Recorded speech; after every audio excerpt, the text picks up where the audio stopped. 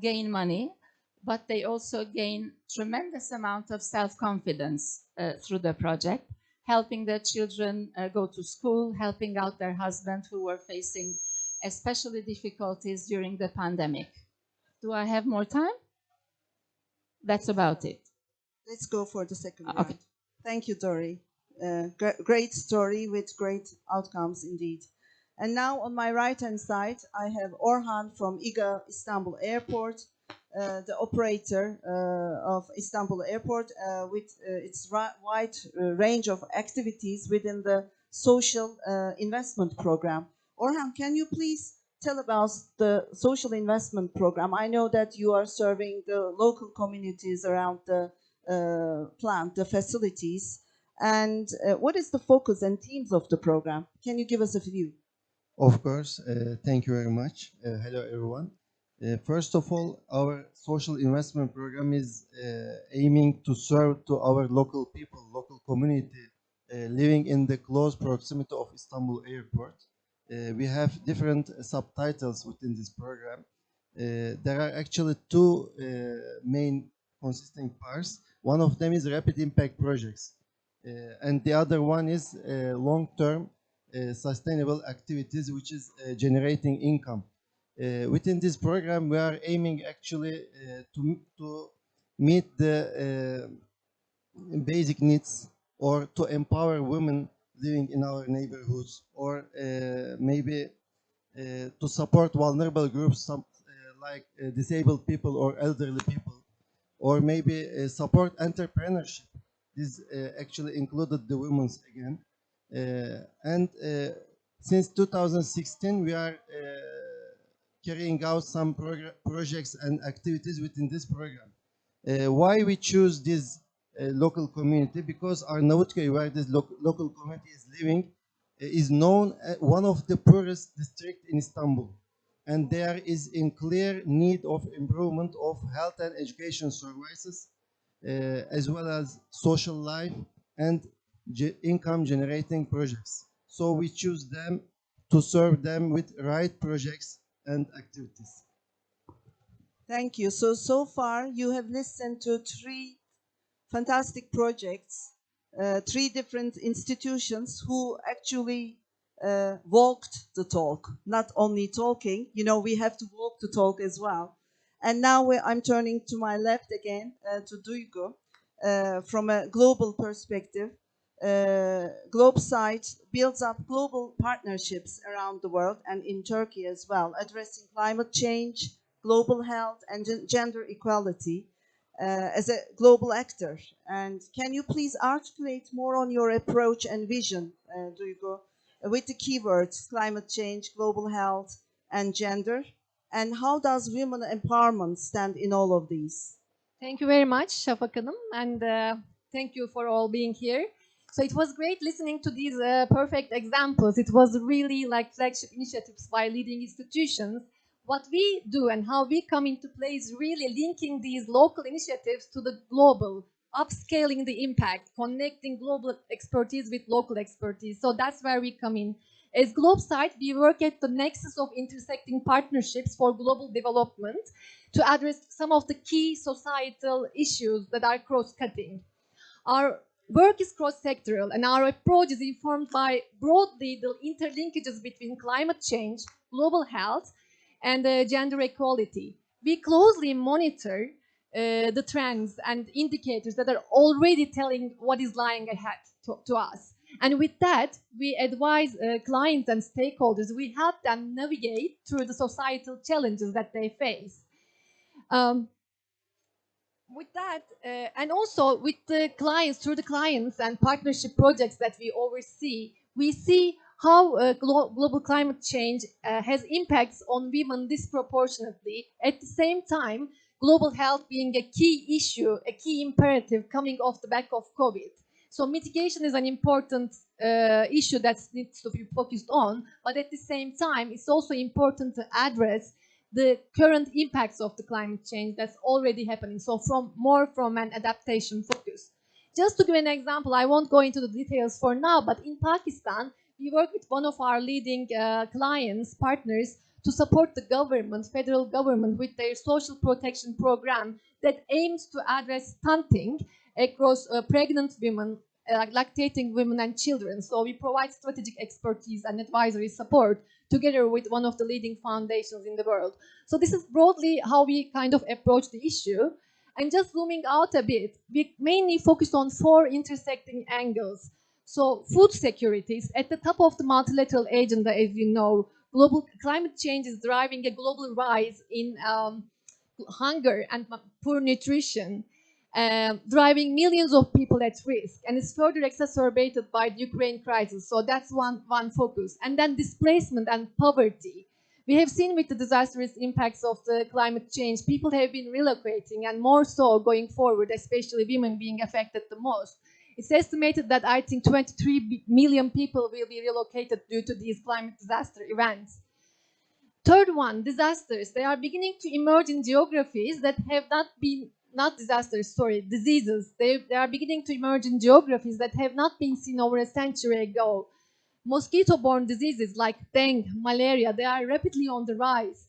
Also, did you know that like 700 million additional people will be at risk from malaria if the climate change currently goes on with the current pace? So fourth one is really the intersecting effects of all these in a disproportionate way on women and children. Climate change does exacerbate inequalities, and we place women in our approach, like how we can address these discrepancies. Maybe just quickly, the bulk of the conversation at the moment globally is on mitigation, but climate impact, their impact is happening now in a disproportionate way. So as GlobeSight, we focus more from an adaptation perspective to build resilience and preparedness, and women really are at the core of this approach. Maybe a final point before I move on, just if I can remember correctly. That's an important one. We don't only see women as a vulnerable target group, but they're also effective agents of change. They have a strong body of knowledge and expertise that can be used for climate change strategies. So we also approach the issue that way. They should be part of the effective leadership mechanisms. I think I'll be speaking in more detail about the concrete examples in the next session. Thank you, Duygu. Thank you. I like it. The effective agents of change. Change, women. I like it. And now we are going into more specifics. I'm turning to Dori again. We know that as of 2023, we will be speaking more of food security next year. That's a big issue. And what role do you think women can play in agriculture and rural development in that sense? And as food security is expected to be the next challenge, do you think women farmers can play a role in building resilience? Dori, what do you think? Yes, I do. Well, let's go back to 2020 when the pandemic broke. Didn't we all rush to the supermarkets first and empty all the shelves not to be in lack of food? We did. So to put in simple words, agriculture is at the heart of food security. Now, isn't agriculture a predominantly family business? It is, right? It is. Who is at the heart of a family? The woman. So it's only very natural that woman is at the heart of food security by simple deduction. But now let's look at the numbers again in Turkey. Currently, there are approximately 4.5 million farmers in Turkey. It's actually almost 10% up since the pandemic. Before the pandemic, it was around 4 million. It's not because agriculture has suddenly become a very fancy industry. It's totally out of necessity, but it's a good sign. Out of these 4.5 million farmers, the population of farmers, 40% are women. But only 200,000 are registered as farmers, which means that women in Turkey, and probably in many other countries as well, not only in Turkey, are the nameless laborers of agriculture. So while the husband is the farmer, women do most of the work, or a very large part of the work. So what we'd like to do is to empower women to become active players in agriculture through entrepreneurship, and at least providing them with an initial capital that belongs to them and them only, and they are free to decide what to do with it. Thank you. Great, great words. Turning back to Orhan again, we have the Knitted Doll project. Can you talk about it? What are the outcomes? What is the evidence? Has it really worked for the women in the local communities living around Istanbul Airport? Yes, actually, this is one of the projects we carried out within our social investment program. But it's very important for us because we had really important and interesting outputs with this project. First of all, our approach is mainly based on a triangle. First of all, we want to teach our target groups a new skill, and then support them to produce a product, and then sell them to have an income. And Knitted Doll project is coming like this, but also these people have different outputs as well. For example, for me, before SRI analysis, I can say that yes, most of these women earn money approximately 10% of the average wage.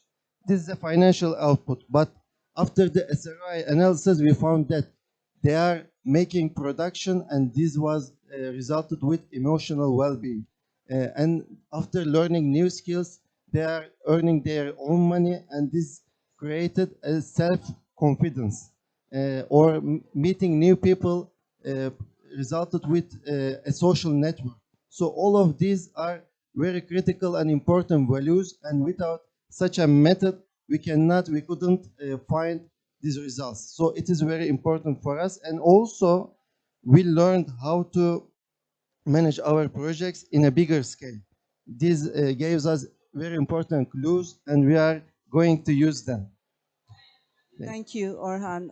I think outcomes matter a lot, isn't it? Rather than outputs when you're measuring impact. Outcomes count. Outputs do not. Thank you very much. Going back to Duygu, when it comes to climate action, multi-sectoral and intersectoral collaboration is very important, and you are very successful in bringing together all actors at the table to work together. How do you manage it as GlobeSite, and what's your roadmap? And can you also give us a glimpse of the initiatives you have been implementing throughout the world, especially in South Asia and Turkey? Thank you. This session will be easier because it's always easier when you speak about concrete initiatives and outcomes. And it's great to see already some of the stakeholders that we worked with, including yourself, Shafak Hanım. So basically, we as GlobeSite, we are really at the intersection of three circles. So stakeholders, spaces, and solutions. We identify the problem, we bring in the capabilities and thinking around that, and connect it with global opportunities, and then to drive the solutions, basically. And we do it in a unique way, to be honest. So we bring together people, we build partnership platforms to address some of the key challenges we've been discussing, and drive collective action, mobilizing the capacities of the stakeholders. Just to put into perspective a small short example, we work with our one of the leading foundations in the world to support, again, in Pakistan, to eradicate polio. So there is the wild polio virus which is active in the country. We've been working with this foundation and the government to totally eradicate it. What we do here is really our role is to connect resources and foundations to the decision makers within the country and mobilize commitment, financial and political, for total focus on total disease eradication. So this is really a holistic topic. So there's a lot of layers here. Like you It's strategic expertise, it's resource mobilization, partnership building. So this is just a small example. Just to continue, so I can say it this way, I mean, how we do it. We frame the issue and develop recommendations for our stakeholders to define entry points for them. These people are usually those who have the programmatic capacity and decision making. So that's how we achieve impact. So let me just share a couple of examples. I'll be quick. There are three categories. Like I've been thinking about it. Three main categories: coalition building, resource mobilization, and awareness raising and advocacy. So this is what we do in a nutshell. An example is the recent initiative that also we work with ETKI upon that. So GlobeSite partnered with over 200 stakeholders at the 2019 Global Refugee Forum under the leadership of UNHCR. So UNHCR, GlobeSite, 200 partners around the world. We built an engagement platform, a multi-stakeholder engagement platform to access a multifaceted issue. So the nexus of energy, not climate change, energy, gender equality, and displacement. So these three topics. What we did was really mobilize collective action. So as GlobeSite, we did two things. So at the global level, a number of projects have been materialized, like solarization of water pumping infrastructure systems in Somalia, including also clean cooking technologies through pay-as-you-go solutions. So these projects materialized thanks to this partnership, and we provided advocacy and strategic expertise support. In addition, in Turkey and in a number of countries, we convened the private sector and related stakeholders around a round table to discuss this issue, to enable clean energy access for vulnerable groups, women and children mostly.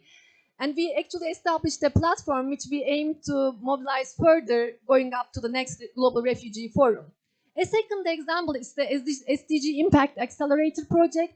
Maybe you heard about it. It's an innovative policy initiative by the Turkish government. It brings together key partners from around the world to drive solutions for key development challenges linked with the SDGs. So as GlobeSite, what we did was to connect local expertise like technology developers, a key company in Turkey, with a global technology developer, and bring these two together to drive a challenge in clean sanitation technologies like mobile toilets, targeting seasonal agricultural workers in Turkey. So this is again this complex issue, and we managed to identify and actually develop innovative solutions that were implemented in Kilis. These solutions include like waste evaporating toilets, like eco-friendly toilets, so it goes on. So just an example. A third one, we are a commitment maker under UN Women's Gender Equality Forum, Action Coalition for Technology and Innovation for Women. So it's a long name. So we try to advocate for financial inclusion, digital inclusion for women, engaging more with them more.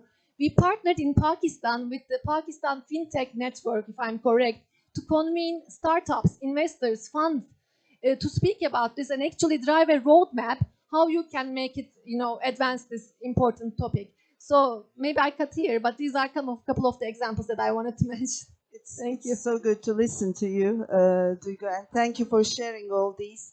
It's really important to be involved in these networks as a country, as Turkey.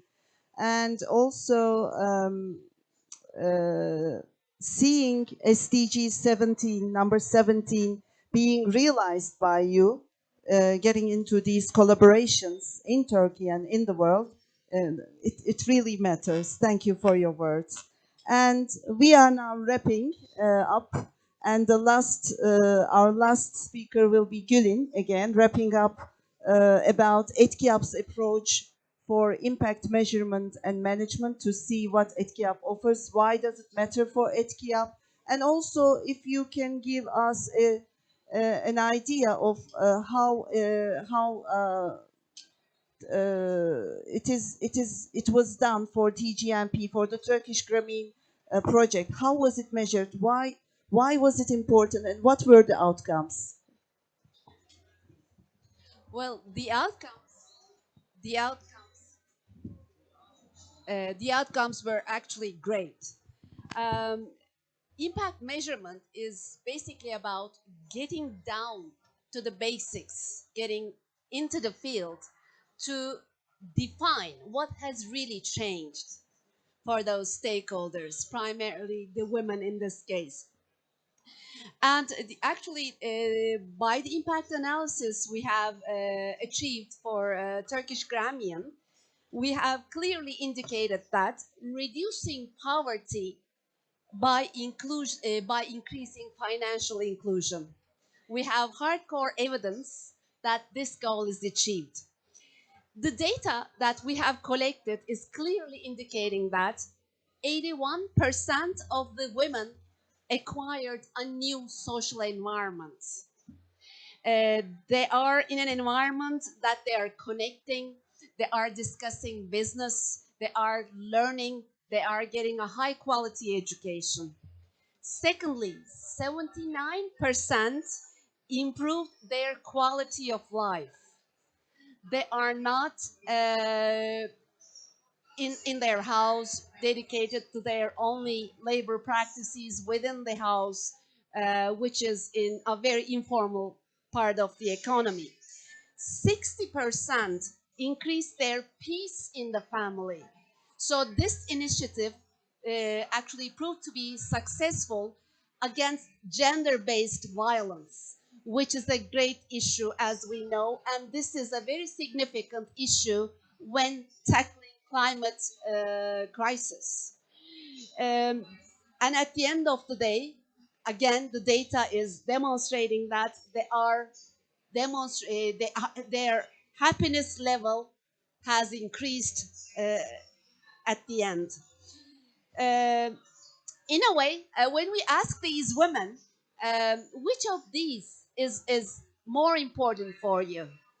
They cannot differentiate. They believe unanimously all three outcomes are very important for them. And in terms of social sciences, this is telling us something else.